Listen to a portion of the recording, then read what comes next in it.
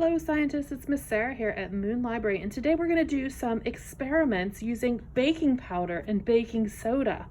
Have you guys ever baked a cake or pancakes or muffins? You probably use baking soda or baking powder. These are really important to make your baked goods fluffy.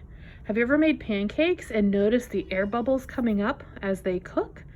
That is a chemical reaction that's going on between usually your baking powder, or maybe it's baking soda, and that is the release of carbon dioxide. When those bubbles come up through your batter and through your dough, they leave little holes that make your baked goods fluffy. So we're going to do some experiments and watch them in action.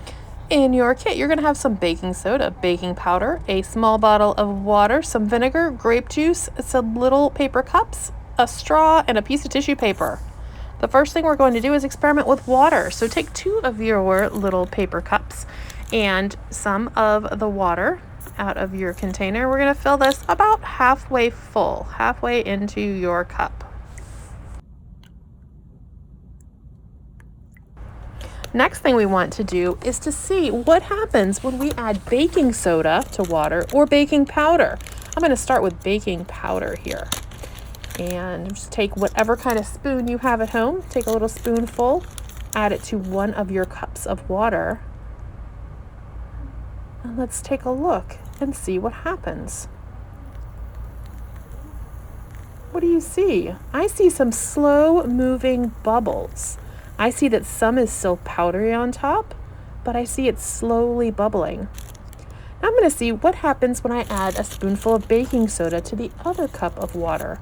Do you think it will do the same thing? Do you think it will do something different? Look, it's just sitting there. It just fell right to the bottom and didn't do much at all.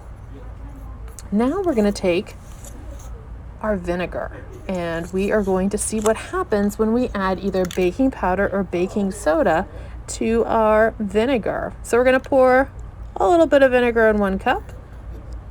A little bit of vinegar in another cup. Now we know that the first time our baking powder reacted with the water, so I'm guessing it'll definitely react with the vinegar. What do you think? We'll take a spoonful and put this into our vinegar and see what happens. It looks like it's bubbling more than it did with just the plain water, doesn't it? Maybe a little bit faster. Maybe a little bit more bubbly, a little more of a reaction. Let's see what happens with our baking soda. It didn't do anything with the water. Let's see what it does with the vinegar.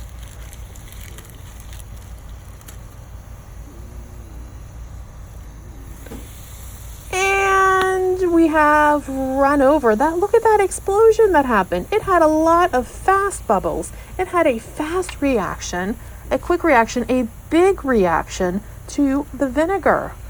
So what's different about water or the vinegar? Well, the vinegar is an acid. And when we add baking soda to a liquid that has acid, we get a reaction. Now let's see what happens with the grape juice. Do you think the grape juice is more like water or more like vinegar? If you said it's more like vinegar, I will say you are correct because the juice has a little bit of acidicness to it. So I think we can expect to see a reaction from both of these. Let's see.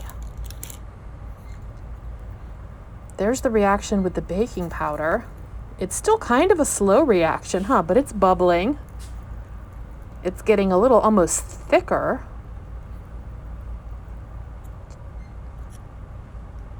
Now let's see what happens with the baking soda and the grape juice.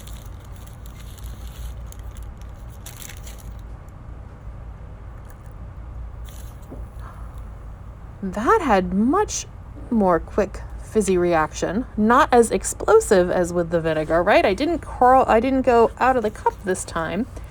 Do you see a difference in the colors of what the grape juice looked like before we started and what happened after we added the baking soda or the baking powder?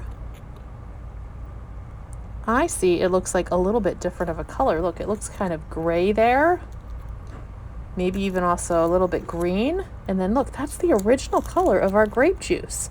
So what happened, we added a base to the acidic grape juice and we had a reaction and a color change.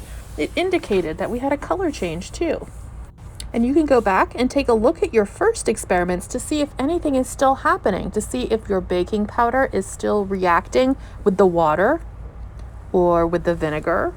Now we're going to make a boat, and this boat is going to be powered by vinegar and baking soda. We're going to take your water bottle from the beginning, and you can drink the water, or, yeah, drinking is probably the best option there. And then we're going to make a little hole in the bottom of your container. You can use a little pair of scissors, get your grown-up there to help you.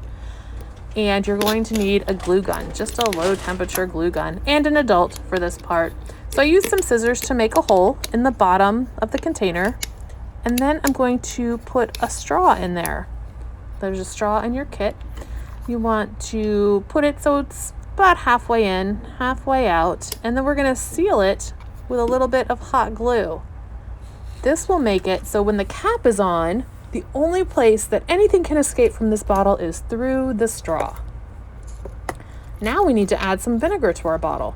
We're going to do that through the cap. So we're going to open the cap, pour probably what's left of your vinegar into the bottle. And you want to make sure it doesn't go into your straw because you don't want it to run out of the straw. You want to keep it inside the bottle. So you really have to have some grown-up hands help you here and keep it just right so that it doesn't fall out. And then you want to put your cap back on and set it in such a way that your vinegar won't run away. Now you want to take that little piece of tissue paper and some of your baking soda that's left, and we're going to put this right in the middle. And what we're going to do is going to make a little baking soda packet. Because it's wrapped up in this tissue paper, it's not going to mix with the vinegar quite as fast. It's going to slow down the start of the reaction. So carefully lifting this, we're going to put your little packet of baking soda inside, put the cap on tightly, and then you're going to need a little body of water to see if it can float and boat and move around. So ready?